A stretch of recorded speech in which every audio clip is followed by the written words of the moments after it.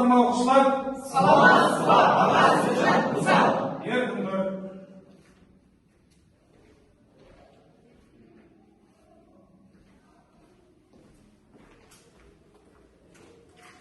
Взвод.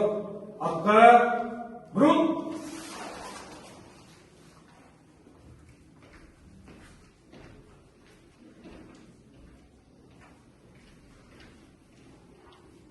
Атқа бұрын.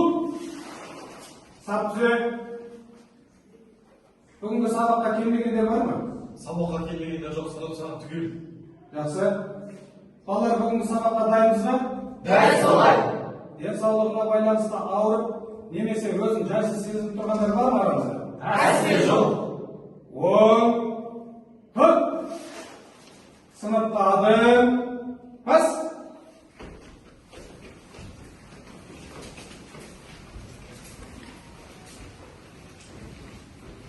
Ал балалар, бүгінгі сабағымызды бастамастан бұрын, әркімнің өз орнын тауып алу мақсатында экрандағы көрсетілгендей топқа бөліп алайық.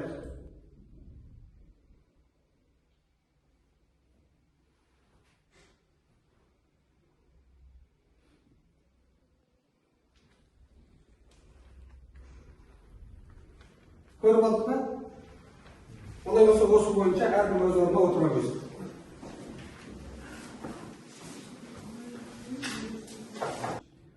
Ал енді балалар, үй тапсырмасын пысықтау үшін WordPol платформасы арқылы экранда көрсетілген тапсырманы орындайтын боламыз. Ал балалар, мына экранда Конституция термині қандай мағынаны білдіреді деген сұрақ бойынша тапсырма берілген. Осы бойынша кім орындайды тапсырма? Тархан келе ғой. Конституция термині қандай мағынаны білдіреді? Жауабы құрылым. Дұрыс, отыра ғой. Ары қарай, келесі сұрақ. Конституцияның бірінші бөлімі қалай аталады? Кім шығарды? Айғаным келе ғой.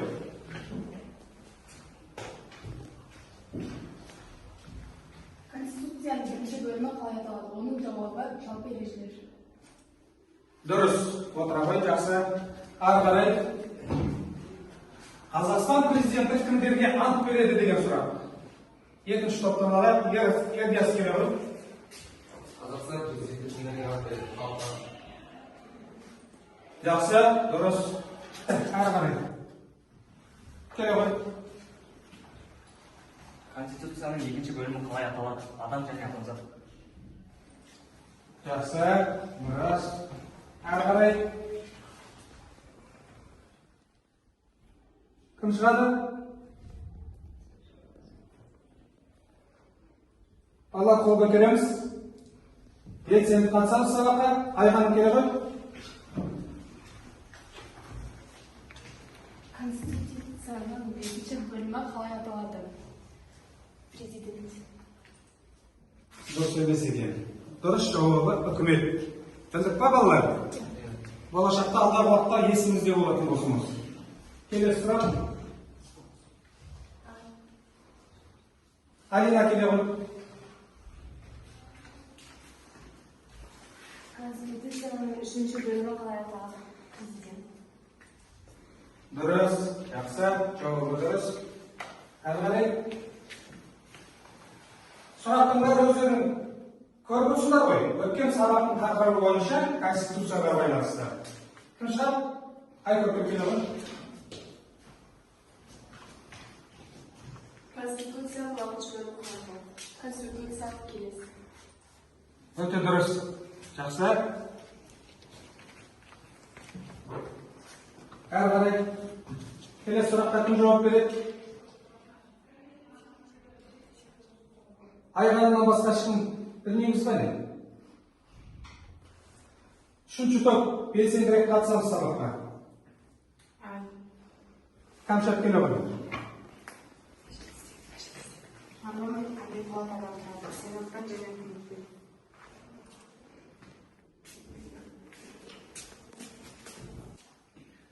Әрі қарай балалар, үй тапсырмасын қорытындылап пысықтап болсақ, бүгінгі жаңа сабақтың тақырыбын таныстырайын.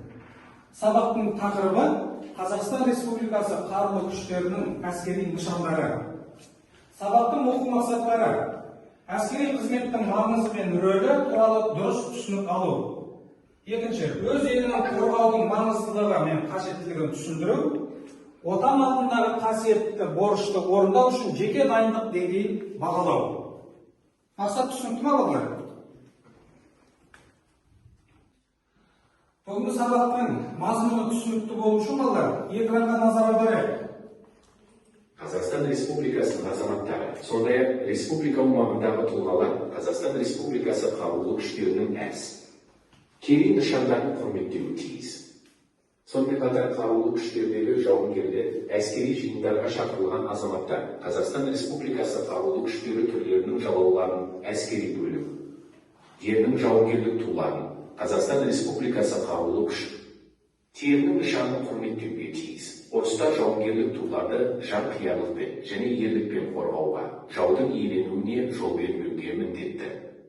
Қазақстан Республикасы қарулы күштерінің әскери нышандары Қазақстан Республикасы президентінің 1996 жылы 18 шілдеде жарық көрген қарулы күштердің әскери нышандары туралы 3068 жарлығына сай бекітілген. Қазақстан Республикасы қарулы күштерінің әскери нышандары. Қазақстан Республикасы қарулы күштерінің нышаны. Қарулы күштердің нышандарына мыналар кіреді балалар. Қазақстан Республикасы қарулы күштерінің нышаны. Келесі. Әскери бөлімнің жауынгерлік туы. Келесі. Және Қазақстан Республикасы қарулы күштерінің әскер түрлерінің жалаулары. Олар құрлық әскерлерінің жалауы, әскери әуе күштерінің жалауы. Келесі. Әскери теңіз күштерінің жалауы және әуе шабуылына қарсы қорғаныс әскерлерінің жалаулары. Осы бойынша балалар жеке жұмыс жасаймыз экран арқылы. Ал балалар, әрі қарай келесі тапсырмамызға көшейік. Экрандағы тақырыпқа сай нышандарды сәйкестендіреміз. Тез жылдам келіп, экранда дұрыс жауабын көрсетеміз. Кім қол көтереміз? Қанша келе ғой? Әскери әуе күштерінің туына. Дұрыс, жақсы, жарайсың. Келесі, әрі қарай. Кім шығар? Нұрқат келе ғой. Әскери теңіз күштері. Жақсы. Келесі. Алина келе ғой. Құрлық әскерлері. Дұрыс, жарайсың. Әрі қарай. Тапсырманы жалғастырамыз. Айгөрген кел. Әскери бөлімнің жауынгерлік туы. Дұрыс, жарайсың. Тархан. Қол көтеріп отырамыз балалар. Әскери антидот. Жақсы. Әрі қарай. Бердес кел. Қазақстан Республикасының қарулы күштерінің нышаны. Жарайсың. Тапсырма осымен аяқталды. Әрі қарай келесі тапсырмамызға көшеміз. Әрі қарай сабағымызды жалғастырайық балалар. Енді әскери қызметте бұрын соңғы Қазақстан Республикасының әрбір азаматы әскери қызметте болмаған, ең бірінші барған кезде әскери ант қабылдайды.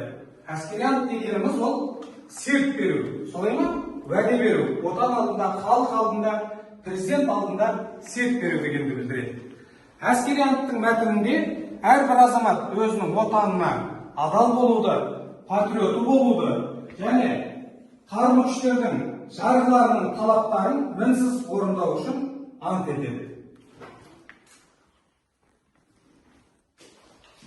Енді осы бойынша балалар бейнероликке назар аударайық.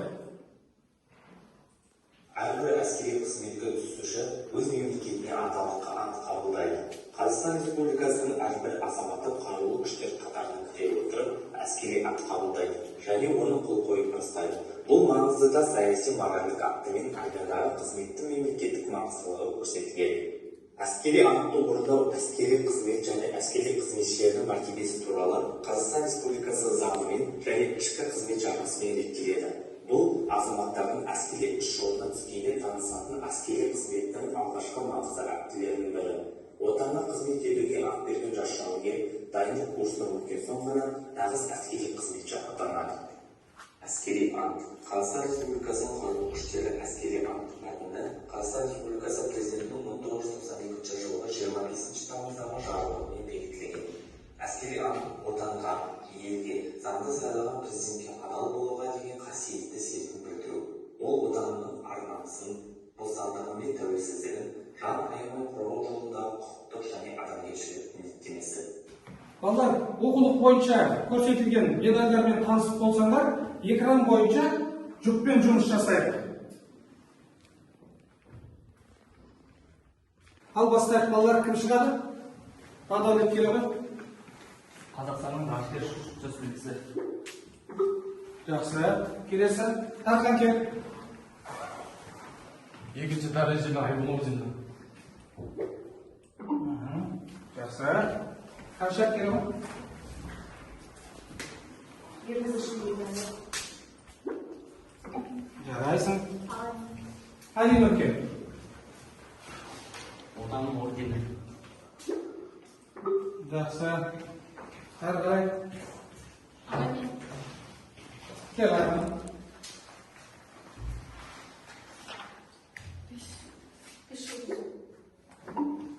Жақсы, жарайсың. Алина келе ғой.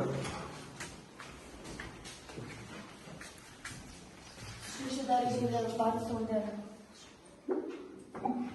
Жарайсың.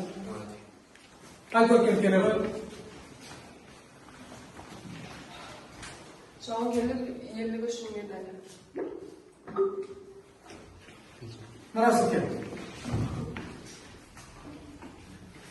Бірінші дәрежелі даңқ орденінің жұмысы.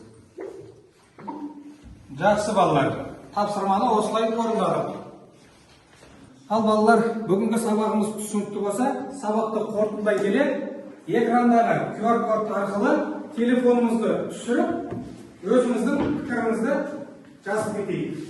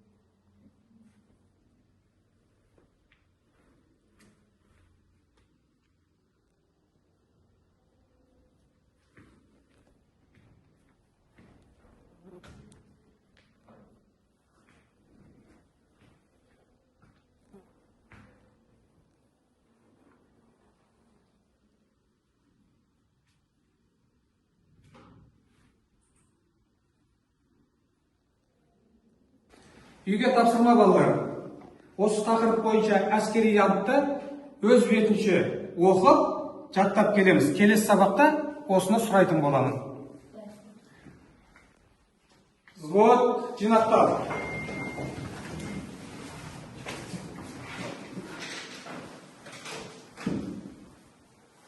Үйге тапсырма түсінікті ме балалар? Дәл солай. Сұрақ бар ма? Әсте жоқ. Сау болыңдар балалар. Сау болыңыз, аға сержант Мұсау. Еркін тұр. Сабақ аяқталды, босқындар.